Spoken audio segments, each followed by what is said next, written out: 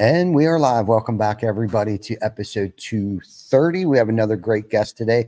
Stay tuned for our brief commercial from our sponsors.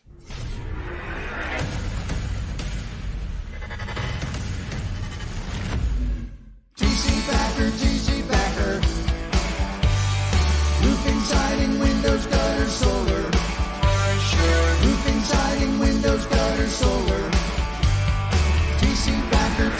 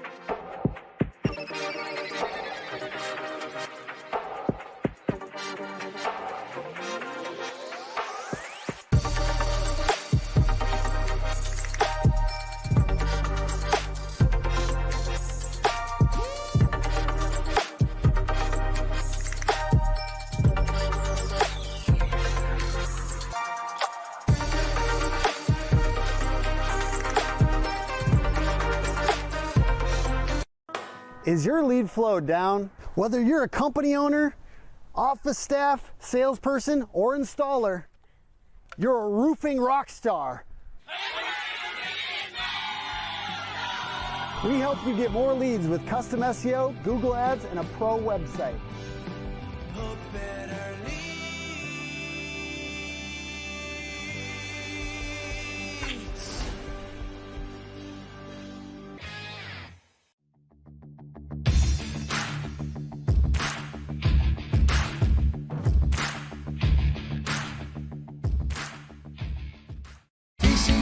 TC Backer.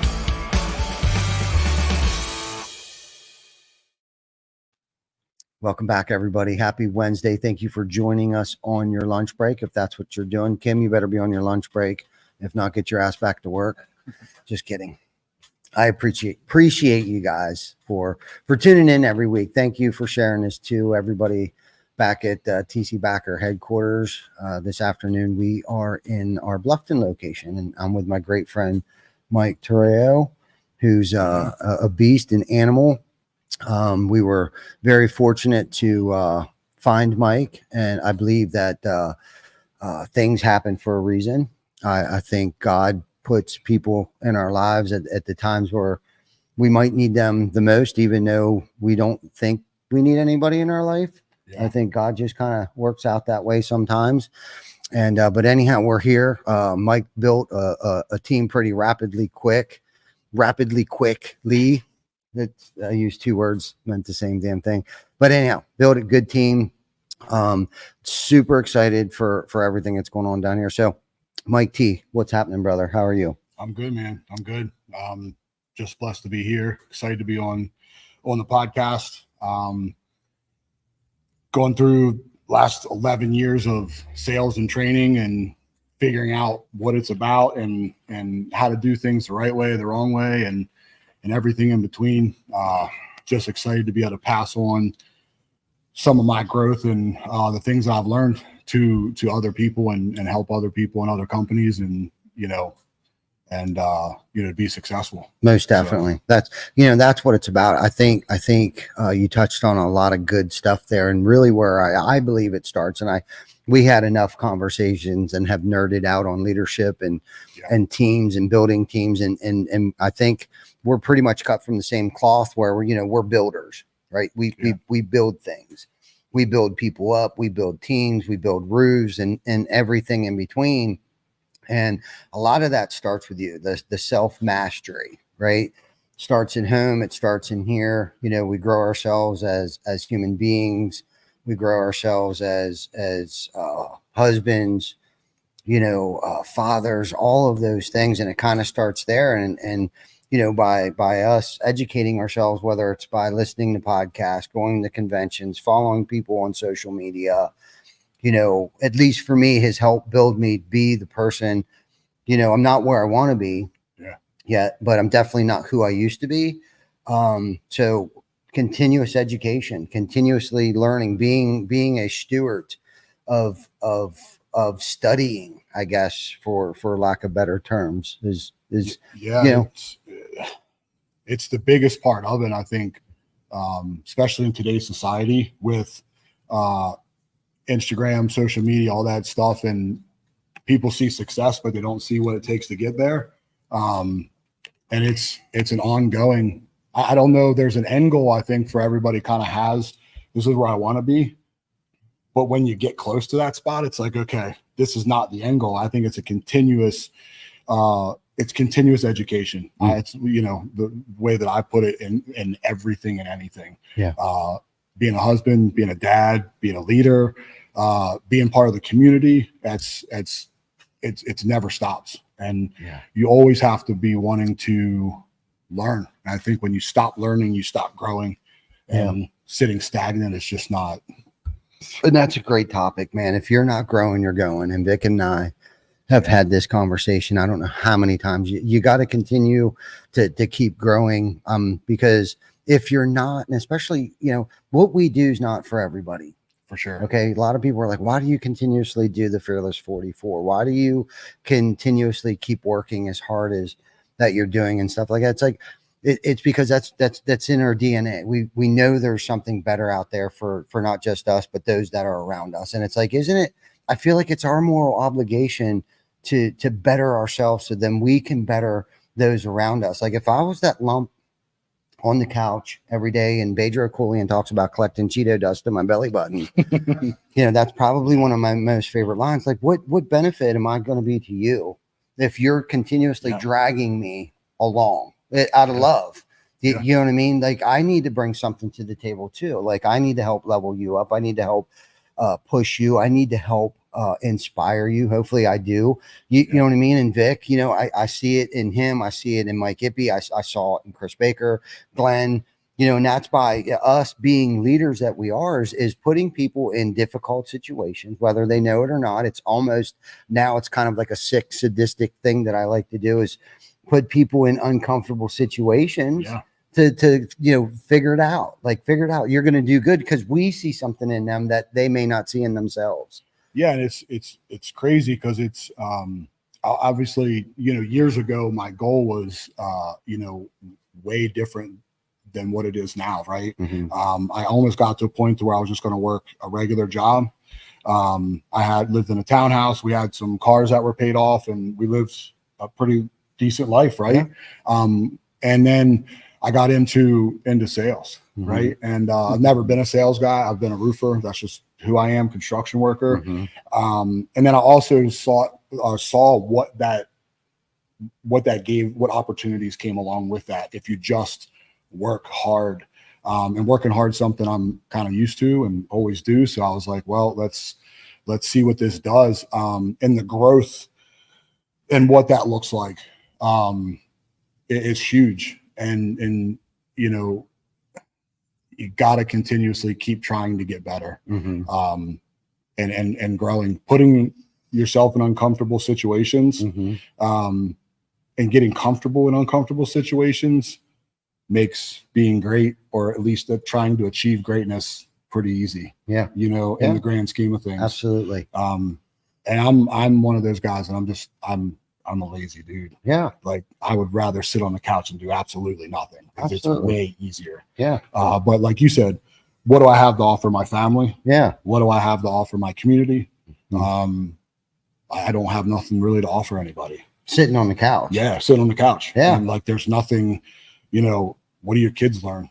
You know, what skills are you giving your children? At the least. Like we owe it to our community. 100%. You know what I mean? I mean, the community, and especially let's talk about Bluffton for 1 second here. It's like they've accepted us. Yeah. Right. The locals have it. Well, Yeah. you've been here a lot longer than I have. Yeah.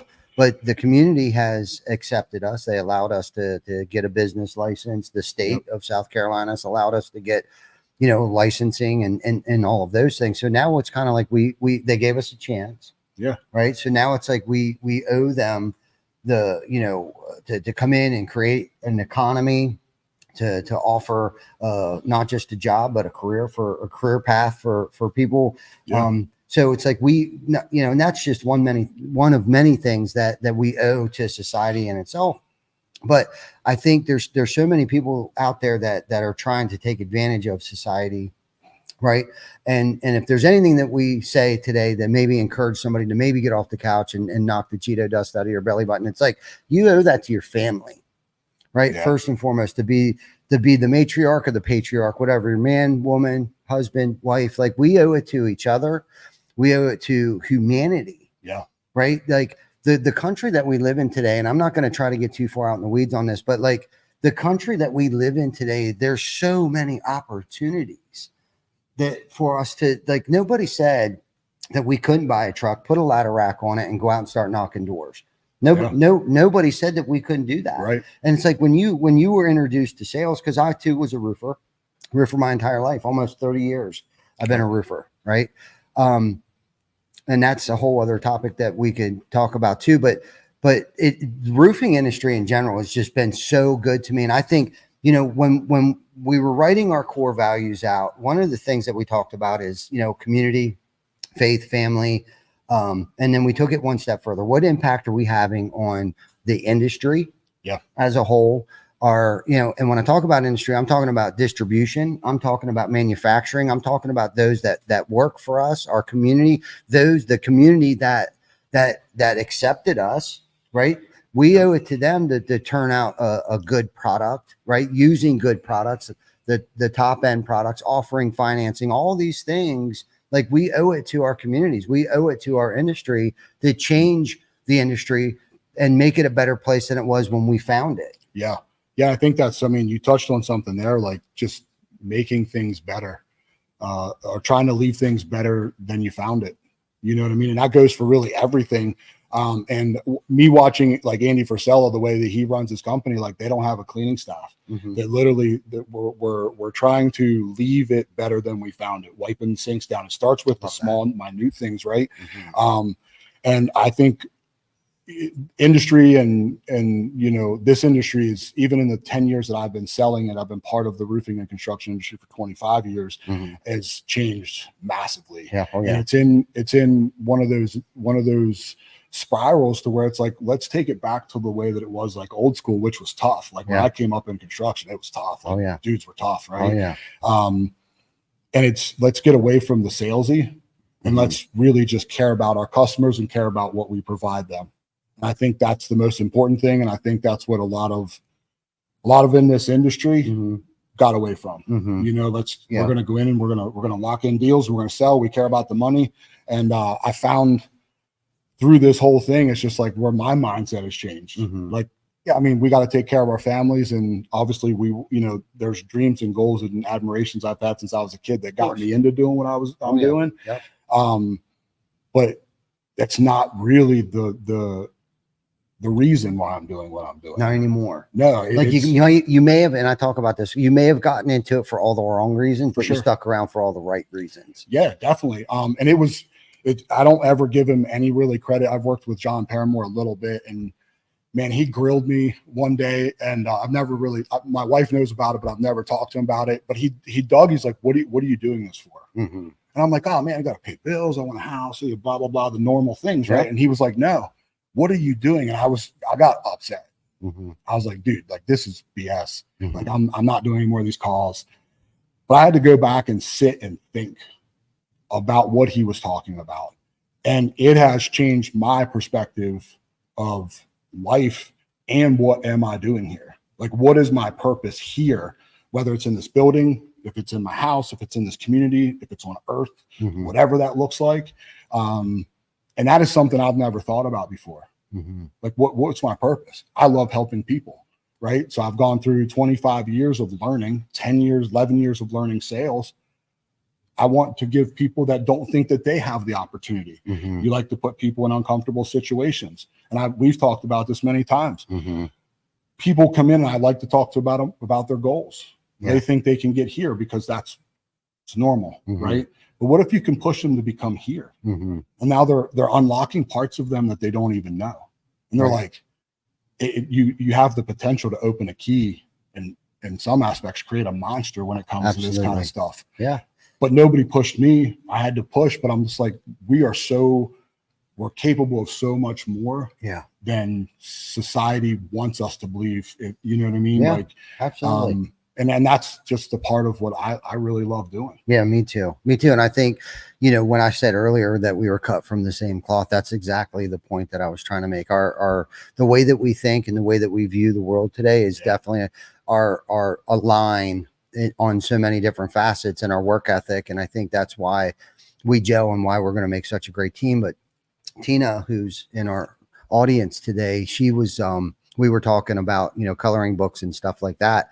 And like, I heard this someplace. I wish I could say that I made it up myself, and I'm sure I probably won't say it or interpreted it the way that it was meant to be interpreted, because I tend to interpret things a little ass backwards. But with coloring books, like, I think society has conditioned us to stay within the lines, right? Like, even when it comes to a coloring book, right? Like, you got to stay in the lines, and it's like in school, if you didn't stay in the lines, you weren't very artistic or whatever. They graded you poorly, and it's like, and maybe today's a little different than it was when I was in school, but like, now that shit's art, right? Yeah. Like, get outside the lines and create your own colors and create your own pictures and things like that. And it's like, step outside your comfort zone. Nobody says that we couldn't go out here and set up a lemonade stand today and start selling lemonade. Now, we might have to go and get a permit to set up the table out there or whatever, because somebody, they want to get their beak wet too. Okay, whatever. Yeah. Here, let me pay the $25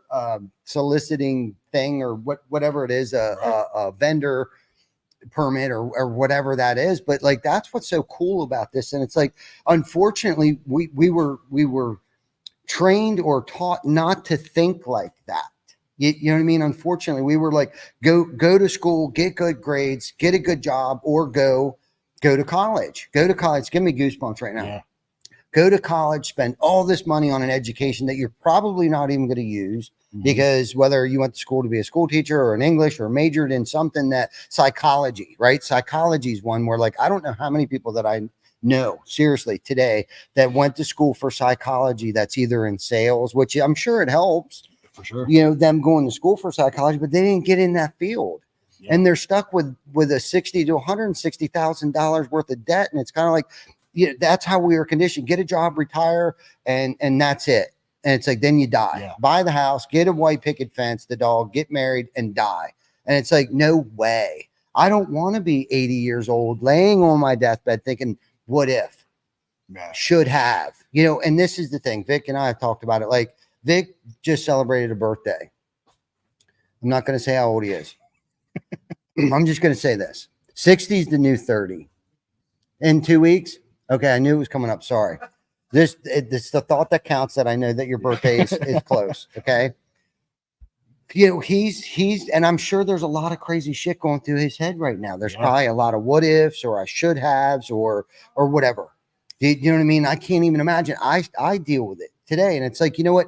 I want to help you make sure, and myself, to make sure that we're not both laying in our deathbeds thinking, what if, should have been. And kudos to you for driving, and Tina, both of you coming down here to get headshots, to be the camera guy, the great camera guy that you are, and this is a great setup, by the way. I love this fucking setup. Okay. I had something different in mind. I kind of rasped him a little bit and said he was cutting corners a little bit, but that's me being me, and he gets that, and he didn't take his ball and go home and fucking boo-hoo about it either. Thank you for being my man. But man, screw that. Like, life is entirely too short. My mom said that to me. She's like, Ty, you need help. First and foremost, she said, and she's like, life is too short. And it is. If you want to set up that lemonade stand, go start the lemonade stand. If you, whatever your wildest dreams are, and with social media today, get off social media. But unless you're watching on Wednesdays at 12 o'clock p.m. Eastern Standard Time. Yeah. But I haven't had social media on my phone, and I apologize to anybody that might be tagging me and stuff. I will get back around to it. I don't have it on my phone.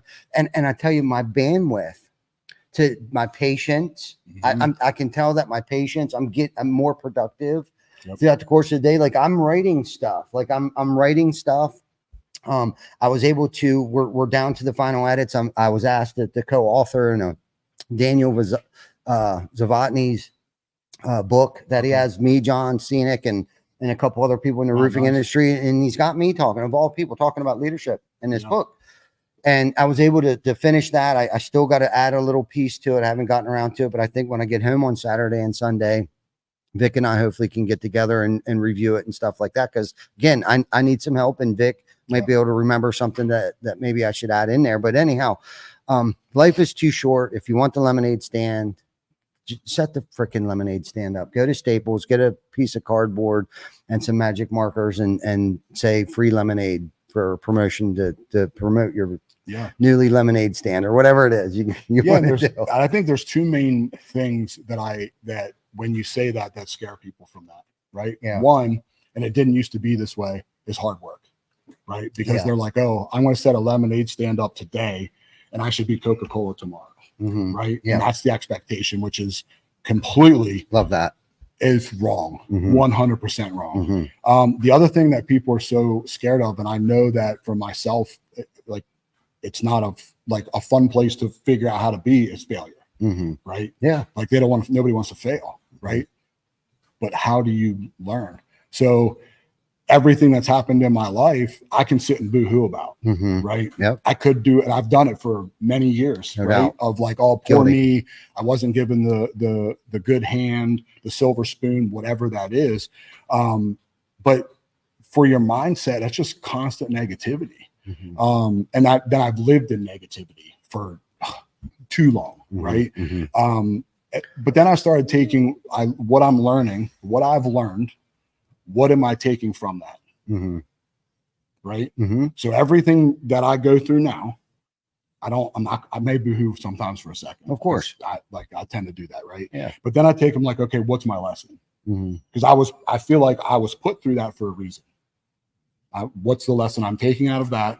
I understand that lesson. My goal is not to make the same mistake twice. Right. Because then you make the same mistake twice, that's on you. Yeah. And I think that I've learned so much stuff that I'm able just to pass on to my children. Like I got a daughter, she's 21.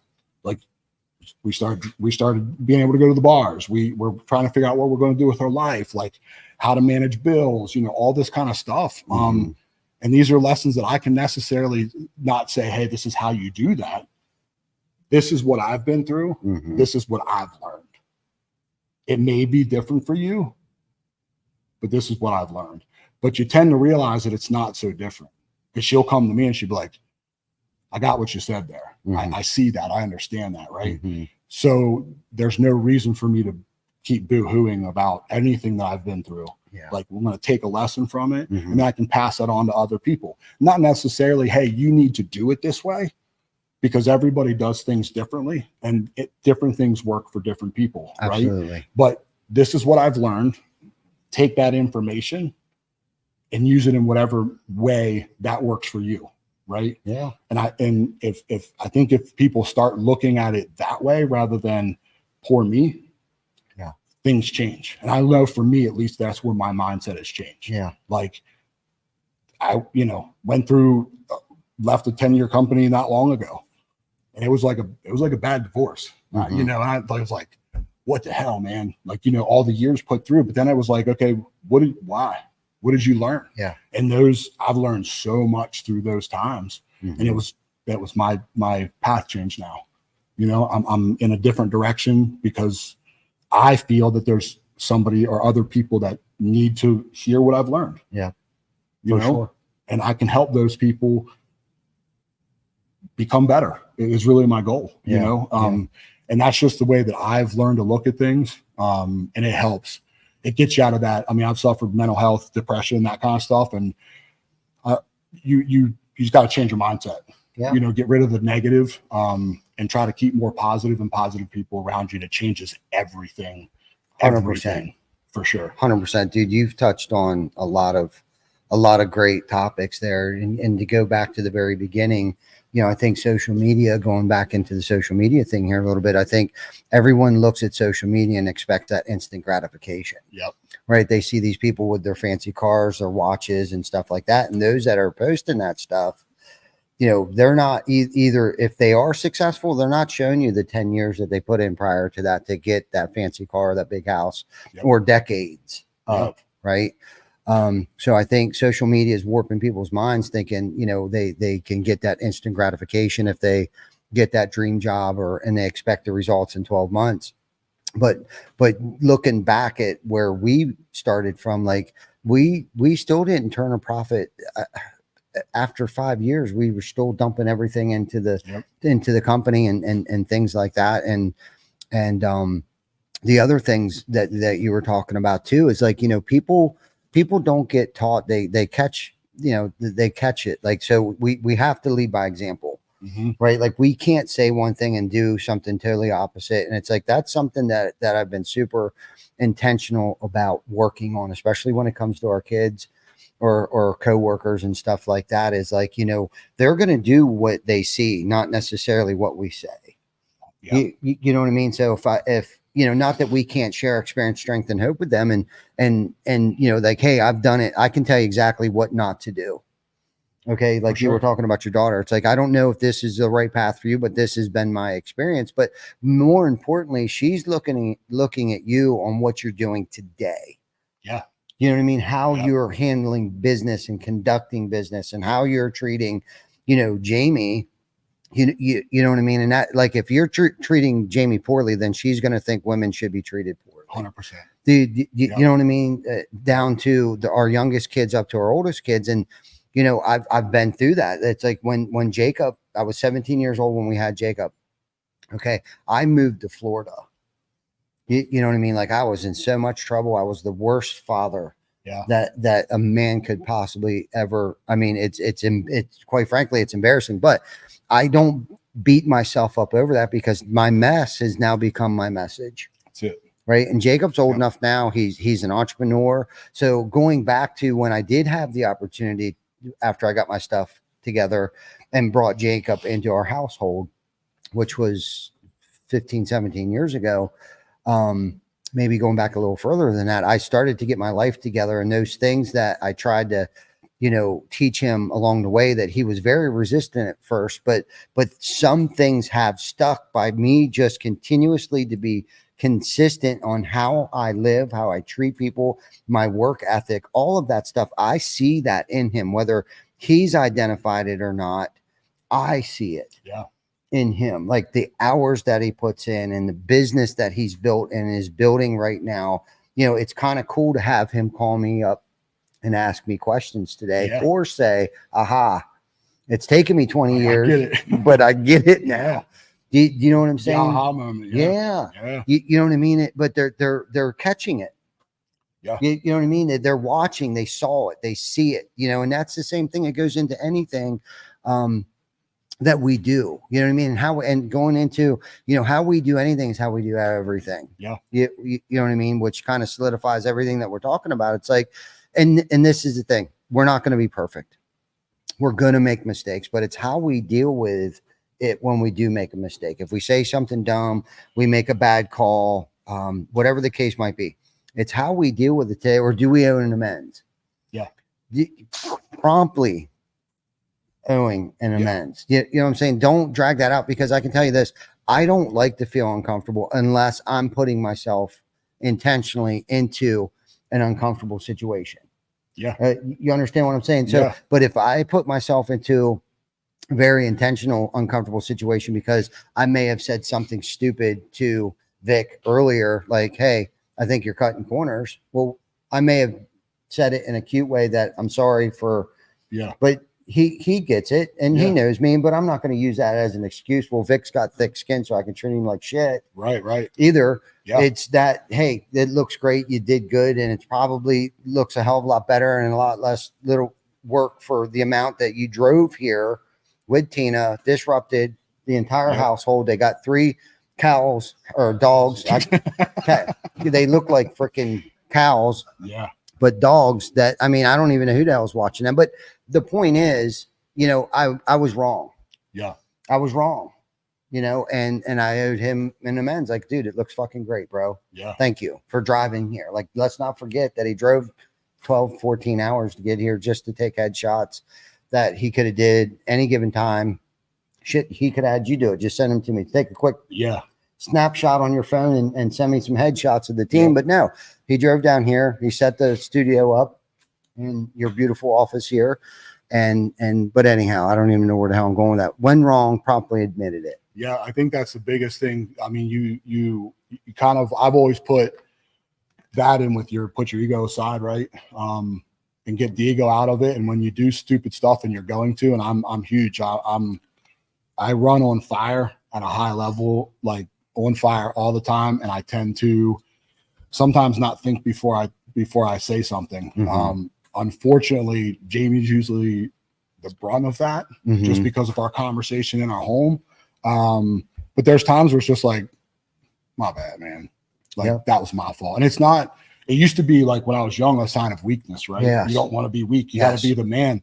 But it takes more of a man to admit when they were wrong. Mhm. And, you know, kind of going back to what you said about our kids and things like that, it's repetition, Mhm. right? And Mhm. consistency. Yes. And it's funny because, like, learning more about business and how to grow things and become better, there are two words that are used very often, Mhm. and you can use them in so many. I mean, sales teams, Mhm.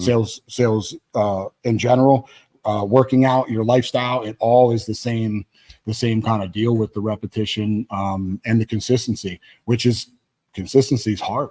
Yeah. You know, some people, discipline, having the discipline to remain consistent. Mhm. You know what I mean? And then like sales with me, learning my pitch, the way that I sell, right? It's not the same every single time. Yeah. I kind of read the customer, Yeah. right? Yeah. And I go with their flow, and I just kind of roll it, that direction. But when I go meet a customer, I'm almost saying the same thing every single time. And I've gone and like talked to people, and I'm kind of over here thinking about something else, because the repetition, Yeah. it's muscle memory. And it takes only repetition to do that. Yeah. And I think that's what makes some of the great salespeople and great people that I've kind of run into and watched their podcast Mhm. great. Mhm. You don't become great tomorrow. Yeah. Some people get to great faster. Yeah. Right. Yeah. In certain areas, because they just have that thing. I know when I started sales, I was not anywhere close to the best salesman. And I Right. knew that, and I had to accept that. Mhm. And that was, you said, of not being perfect. And that was something for me that was difficult. Why I could look in the mirror and accept that I wasn't perfect. Why am I not perfect? And then I know that you get into this boo-hoo, poor, woe is me type of deal. Yeah. But I've come to accept that I'm not going to be perfect at anything. And when I make the mistakes, it's okay to make mistakes. But kind of man up on those mistakes and say, hey, my bad, man. That was my fault. And I think there's more respect in that than jamming your ego in there and be like, I wasn't wrong. And of course, husband and wife, I wasn't wrong, you were wrong. Oh, absolutely. But it's just, I mean, I know when I'm wrong, and I'm just like, yep, my bad, man. Yeah. Like, sorry. Yeah. And it's huge. I think after bumping your head so many times and seeing where we play a part in so many different things, especially getting back into like the negativity thing, being negative all the time, only negative things can happen in your life, right? Because if you have that negative train of thought all the time, like things aren't even going to be good enough, even though they're great things that are happening in your life for some reason, because you're continuously thinking negatively, it still just isn't good enough. Yeah. And who wants to be around negative people all the time? And it's like, I've gone through those dark periods too, where it's like, nothing seems to be going right, but really what it was the 6 inches between my ears that was messed up. It was my thinking, my mindset. And you touched on mindset earlier. When we've talked about mindset, like everything has to do with mindset, right? If I'm looking at myself in the mirror, asking myself the question, like, why aren't I perfect?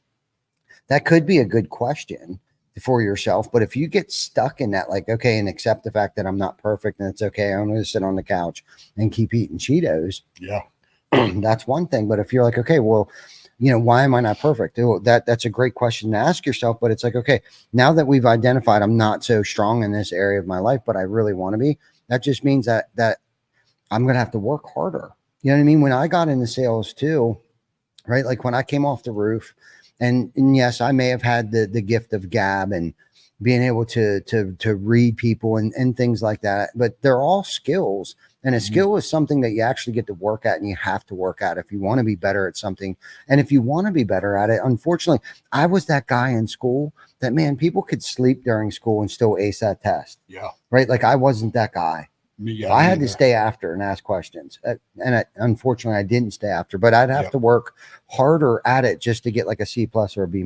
Yep. Right. And I know that about myself, especially when it comes to certain areas. Some things I can pick up very quickly. Yep. Other things I can't. I have strengths, I have weaknesses. But if I'm weak in an area that I know that I need to excel in, okay, then I gotta order the book. I gotta watch the podcast. I gotta take certain actions in order to become better at something. And typing was one thing that I wasn't very good at. I'm still not very good at. But the more that I do it, if I spend 15 minutes a day doing it, right, opening up my laptop, replying back to emails, at some point in time, I'm going to get better at writing emails. I'm going to get better at typing in general, and learning the keyboard and the different things that the keyboard does and stuff like that. I'm not good at it, but you know what? Tam is. Yeah. And putting the ego down and asking Tam, right, who's recently become my assistant, she's got a lot of strengths that I'm not so good at, and to humble myself enough to know that, but surround myself around that person that I can be educated at age 47, right? I need to surround myself around 23-year-olds that grew up in a classroom, that had laptops, that had MacBooks, that had these things. We didn't have it. We had one computer for the entire school. Yeah. I didn't grow up with Excel spreadsheets. Right. I didn't grow up with, Google Drive. I didn't grow up with these things. So and I know that I need to be better at it because that's what the company's using today. Yeah. So I need to educate myself in certain areas so I can participate. You know what I mean? And if somebody's got a question, maybe I can answer it, hopefully half-assed. But if I can't, I at least know somebody that can answer these questions. But yeah, the negativity thing, it just, not that we can't get in a funk, but we got to learn how to get out of that funk quicker. Right. And I think a lot of this goes into, focusing on the 5% that might not be going so well and forgetting about the other 95% of the things that are going well in our life. And that's the thing I try to focus on more than anything today, is like that 95%. Yes, I can name off probably 3 things that aren't going so well. Okay. But do I want to stay stuck in those 3 things, or do I want to focus on the positive things and or the solution to improve those things? And a lot of times, all of the time, it's going to create a lot of work. Okay. And I think that's the thing, that 4-letter word creates another 4-letter word: fear. Yep. Right. Face everything and rise, or F everything and run. And somebody said something, the false reality, fear, false, man, I'll have to remember that. I wrote it down. It's in my thing. Somebody else came up with an acronym for fear that was really good that I heard the other day. It's false evidence. False evidence appears real. Right. Right. Yeah, it makes sense. So don't be afraid to put the work in, I guess is my point. Right. Like, don't be afraid. That's the thing. Like that, this whole instant gratification, like this Amazon world that this place has become. If it's not here in 48 hours, I'm losing my shit. Nah, man. Sometimes overnight success happens 10 years and 1 day later. Yeah. Like literally, it's taken 10, 15 years. And Vic, I think you posted something in here, like fail forward. The only time that we're going to fail is when we actually quit. That's it. Quitting 5 minutes before that miracle happens. Man, my stomach, dude, I've worked on my abs. Dude, I don't even know how long. Like seriously, but I hear we were talking about ab exercise, and I am no expert in working out. Okay. I can tell you how to eat a whole bag of Cheetos though. Cause I love me some Cheetos or them fire fries, Andy's. God dang it. I love them things. Okay. And I wonder why my gut, and one of the things, bad habits that I quit is to stop snacking in bed. But like, I don't drink. I do hit a vape. I do have one vice that I've been working on. That's nicotine.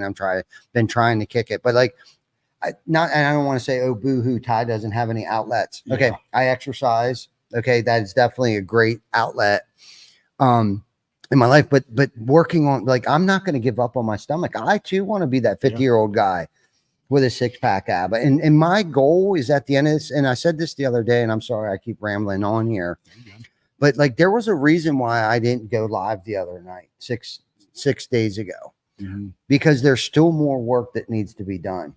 Right. Getting into those things where it's like, in those moments where it's like, this is the worst thing I think it's ever happened to me. How many times when I thought that has it turned out to be the greatest thing that has ever happened to me? And dude, I was beside myself that morning when I realized I didn't go live. I thought, and I dropped a couple F-bombs. I'm standing on the scale because I'm reviewing the 95% of everything that's going great in my life. And I'm on the scales, and I kind of review yesterday and I'm reviewing today. What do I got to take care of? And getting myself jacked up. And then all of a sudden I'm like, oh my God, I never went live last night. And dude, the wind just came right out of my sails. And I was almost like, okay, I'm going to go live and tell everybody I quit. I failed.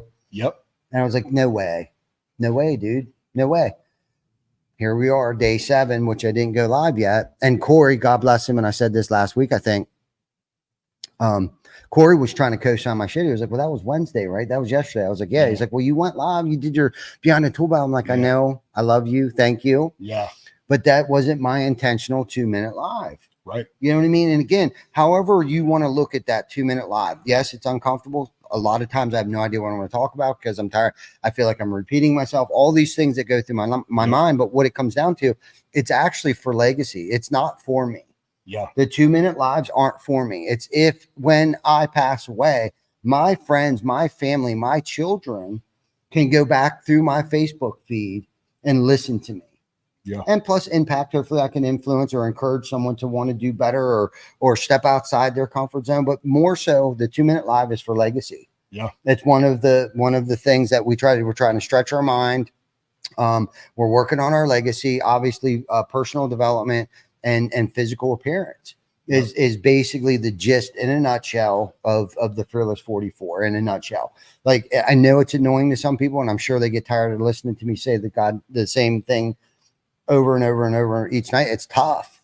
Like, when I can only talk so much about whatever the hell it is that I talk about all the time. And I apologize for that, but it's a challenge that I've accepted to help push me outside my comfort zone. Like you talked about earlier, it's like we put ourselves in those uncomfortable positions. So then when our outside environment, because I like to think that us sitting in this room today, we make an impact on our outside environment. We don't let our outside environment contradict or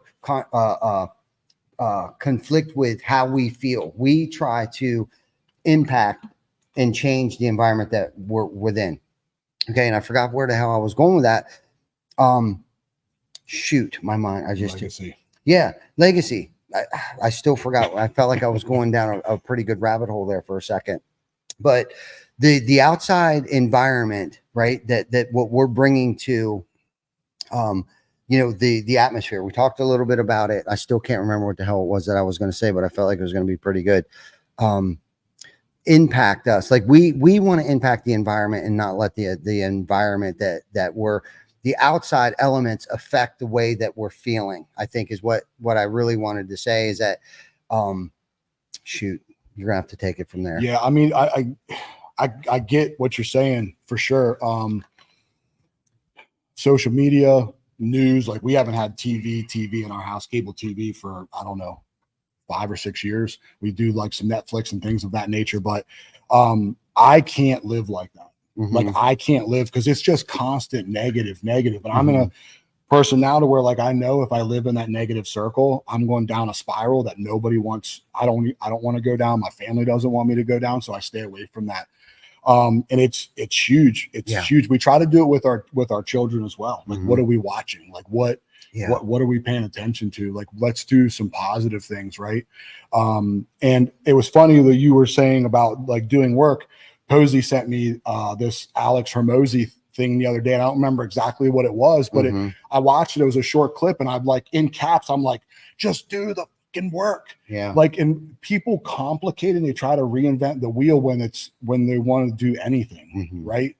Just do the work. And like you said, the work you're putting in now, 60, 90, 120 days, 2 years, you're going to start seeing that. But if you stop doing the work, that's going to stop as well. Yeah. Right. And every time things go bad for me or something doesn't go right, I'm like, okay, did I stop something? Yeah.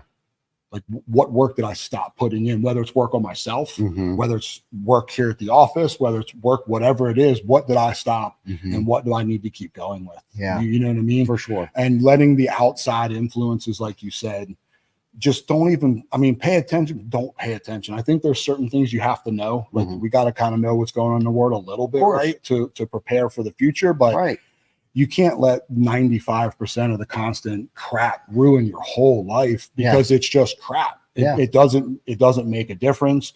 And I feel like that's what it's kind of put there for. Yes. And you got to get outside of that to know what you can really accomplish. Yeah. Like, for real. I love you that. know what I mean? Like, yes. It's the biggest part of, if people start to realize what they're actually capable of, things in our whole world would just change, open up like ridiculously. Yeah, for sure. And I think what I was trying to get to, alluding to, is that there was a reason. It's like the work that you're putting in today is preparing you for the work that's about to come tomorrow or 3 weeks or 6 months from now, right? And putting ourselves in these uncomfortable positions now and stepping outside of our comfort zone is really only preparing us for those outside elements that may, this is where I was going with this, that may, like, there's things that are just out of our control. Yeah. That life sucks at times, right? People pass away, there's car accidents, dogs die, whatever it is. But the adversity that we're putting, the scrutiny, the punishment that we put ourselves through, basically, because it's punishment. Working out is we're breaking ourselves down to build ourselves up. Think about that. You're tearing your muscles to become stronger later. Yes. And life is the same way. If we continue to put ourselves in these uncomfortable situations and positions that are having good impact on ourselves and those around us, when those outside elements decide to show their ugly face, we're going to be able to handle them so much differently and better. And like you touched on earlier, we'll actually be able to learn from that. Yeah. How could I avoided that? Or I'm going to be able to deal with it better. I'm not going to let it destroy me. Like, because if something negative happened back years ago, I would let it ruin my day, my week, my month, my entire year. Because if your mom passed away, you would be an asshole like I was for the next 10 years. Yes. Or whatever the case might be, or excuses that we live in. Yeah. And those broken promises that we make to ourselves, right? That's where because that's the thing. Think about it. All these promises that I'm going to have a 6-pack ab. Yeah. By the time I'm 50, I'm going to be the most ripped, and I'm not breaking that promise to myself that by the time I'm 50, because unfortunately it's going to probably take 36 months, but me being who I am, that still won't be good enough. Right. I still feel like that I didn't do enough. Yeah. Right. Yeah. No, 100%. I literally just lost my train of thought. That's okay. It's crazy to think about. I'm gaining my thought back of the adversity that we're putting ourselves in. So, like, for me, you guys do the Fearless 44. For me, it was like 75 hard has been my nemesis. I failed it every time and couldn't figure it out. And I went through what I went through with a company that I helped build, and I was there for 10 going on 11 years. I was doing 75 hard through that. Right. That is, I think, one of the reasons why it didn't really affect me like it would have 20 years ago. Oh, yeah. It crumbled me. And that would have been my excuse of why my whole life is shit now. Yeah. And going through that, I did everything that I needed to do every single day. And that's what helped me walk through that. So I was putting myself in uncomfortable situations because of all the work that I had to do the program, but it helped me get through that. And I also know I don't care what's coming. The world could collapse tomorrow. They could shut the electric down. I have skills, right? That I know that I'm going to be okay. I can't control that. No, it's part of, like, I know, like, you're familiar with the serenity prayer. Like, I'm going to control the things that I can. I can't worry about the things that I can't control. I need to take this situation, use the skills that I've learned, whether it's mental skills, physical skills, whatever that is, and get through it to the best that I can. Yeah, I love that. That's really what you're setting yourself up and for. that's what we're preparing ourselves for those tough times that we don't have control over, but to be able to accept them and move on. And not let it control and dive back into the bottle or whatever the case, or the excuses that we used to use when we were younger. But we've also been able, and you said this, we've also been able to use them as learning tools for sure along the way. It's like, okay, well, that didn't work out. That negative mindset that I had back then wasn't conducive to the life that I want to live today. And it wasn't having a positive impact on those around me because, one, they probably didn't want to be around me. Because I was negative all the time. I wasn't offering anything. I wasn't bringing anything to the table that was positive or was going to have an impact on anybody's life. And the bottom line is, and we talk about this all the time, it's like, our purpose is to live with fulfillment. And where does fulfillment come from? It's anytime I do something for somebody else is where I feel like I get my greatest fulfillment, whether it's for my family, whether it's for those that I work with, somebody in the community. Dude, that's where I feel most fulfilled. And the craziest paradox about this is that that's where it 10x's the quality of my life. And I'm not just talking monetarily, but like my headspace, my bandwidth, the energy, physically and mentally, I feel so much better. When we do the 21 turkey salute, and we strategically place these things periodically throughout the course of the year, because selfishly it energizes me when I start to feel like I'm petering out a little bit, man. Then Roofers in Recovery in June will come. We go and we give somebody a roof. Okay. Even though we're supposed to charge them for it and give our profit to Roofers in Recovery, we turned it into a twofold deal. Right. We give somebody a roof that needs a roof that can't afford the roof. And then we give all of if it was a $15,000 roof, we give it all to Roofers in Recovery. Right. Yeah. And I'm okay with it. I don't know who it's going to impact. I don't really care. I don't need to know. Doesn't matter. I just know that person that needed a roof got a roof, and that because I know what it costs them. And so we send them what it is. Yeah. And that way I just know that one individual, that impact, because then that ripple effect, if that person gets it, and then the ripple effect that person can have on the people around them, hopefully, so they can become a better person, better dad, better father, better employee, whatever the case might be. That's where I feel most. That's what life, that's the silver bullet to success. Success doesn't mean money. Success doesn't mean all of these monetary things, the watches, the shoes, the cars. That becomes stress. Yeah. Those things. It seems like the more money you make, the more stress there is. I mean, it's just more problems. And that is no exaggeration. It seems like then you just need to make more money to cover the expenses and overheads and all that stuff. Okay. Unless your intentions are is to have a bigger impact on people, but then it doesn't become so stressful. Yeah. And it doesn't. Have you seen me freak out? Like, why aren't you? Yeah. Yeah. And I'm not trying to put you on the microscope or Greenville. Yeah. Like, I didn't lose my shit. Could you imagine if I lost my shit and panicked because of things that may not be going according to plan or under the time that it should have had? Dude, look what you've done already, Andrew. Yeah. But that kid, right? That's you. Yeah. I mean, and I mean, just kind of piggyback on what you said there. Like, that's whenever I've hired and ran sales teams the wrong way for a while. Right. 100%. And I was like, I have to, if I'm bringing somebody into my space, right, I owe that person to level them up. Right. I don't care about I don't care about my level. I have goals and dreams and stuff that I want. Yeah. The cars and stuff are on there because that's what I dreamed about as a kid. And I've learned that you need to do those for that purpose. And then you can get rid of those things. But for me, like, you hear the money is root of all evil. I've heard it all my life growing up. Me too. And the money, if you're rich, you know, you're a piece of shit, blah, blah, blah, whatever. And I really grasp the concept of what that means, right? The money can be the root of all evil look at the where our world is, right? Yeah. But then you look at these guys that are millionaires and billionaires, and look at what they do With for it. society. Yeah. Right.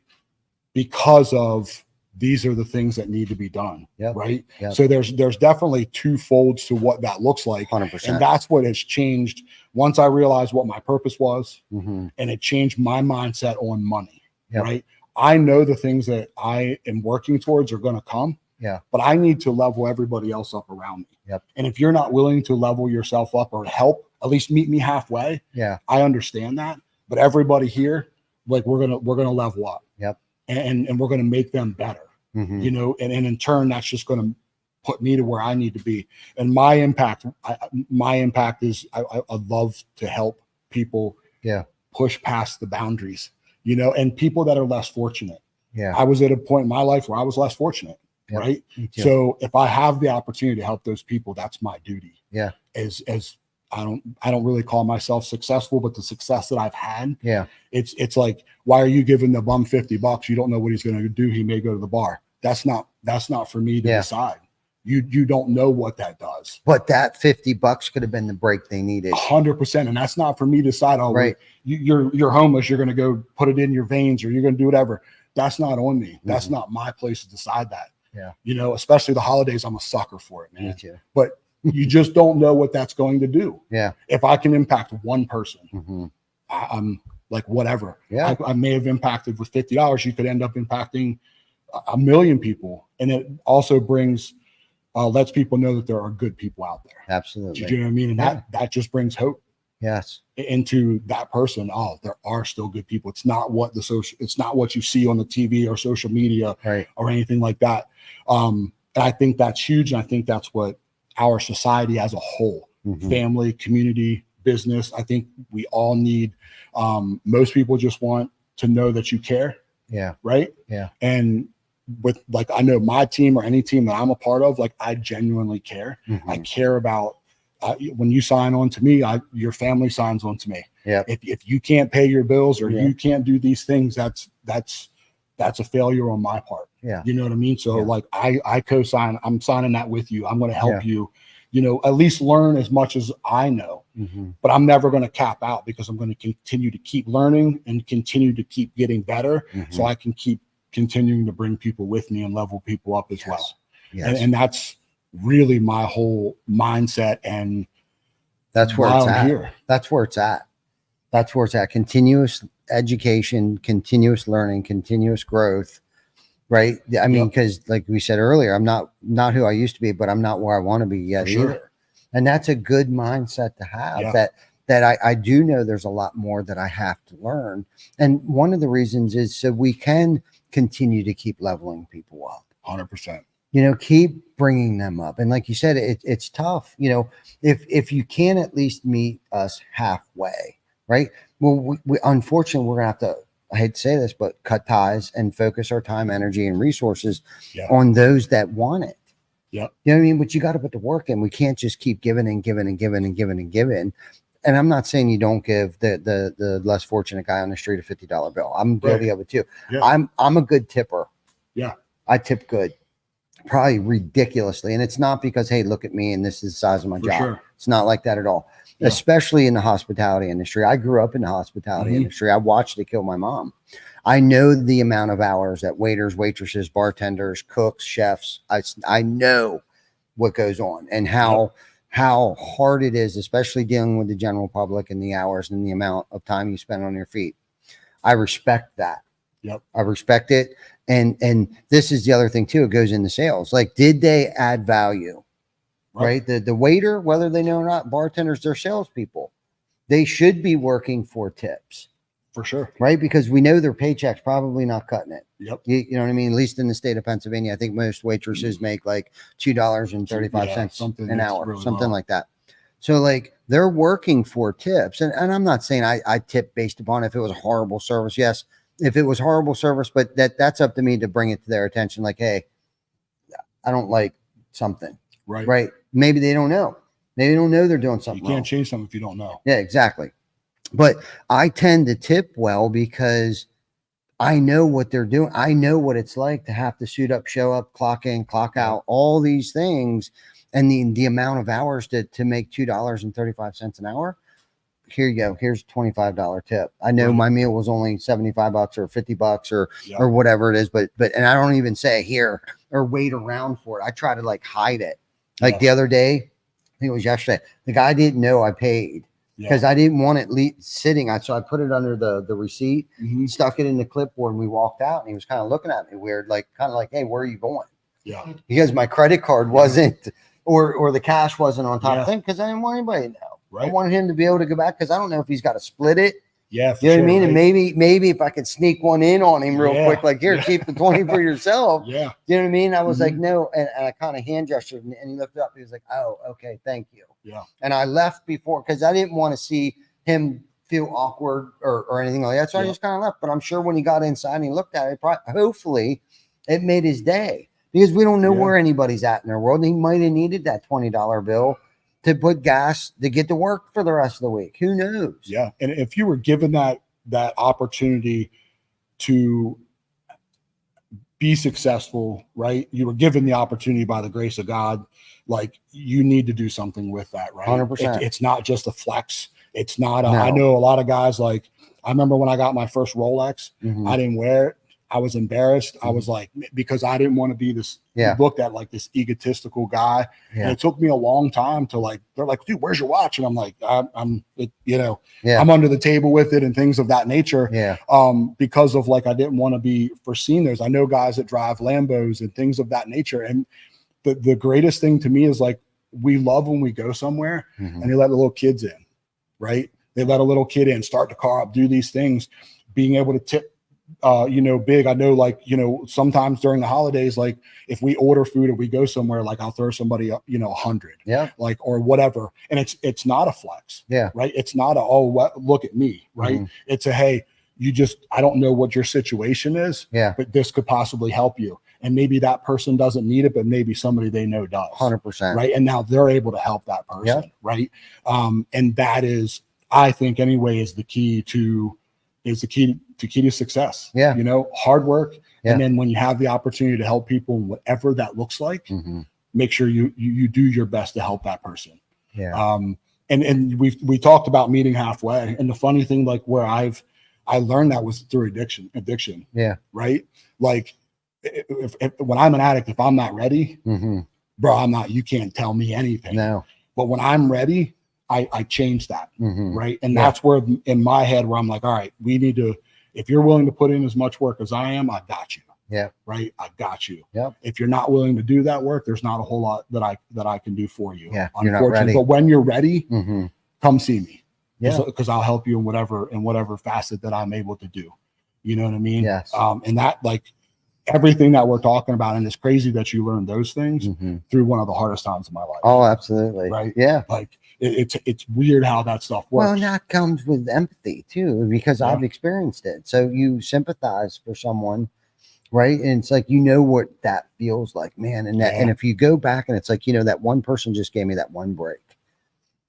You know what I mean? And I'm hoping to be that person to give that individual that one break that they needed, that one shot, that one Yep. grasp at something. Like, if I just would have gotten that, that $50 bill at the right time, so I could work an extra 3 hours that week or whatever the case might be. Yep. You know what I mean? And it's like, I don't know how many times people have given me chances, but it was that one time.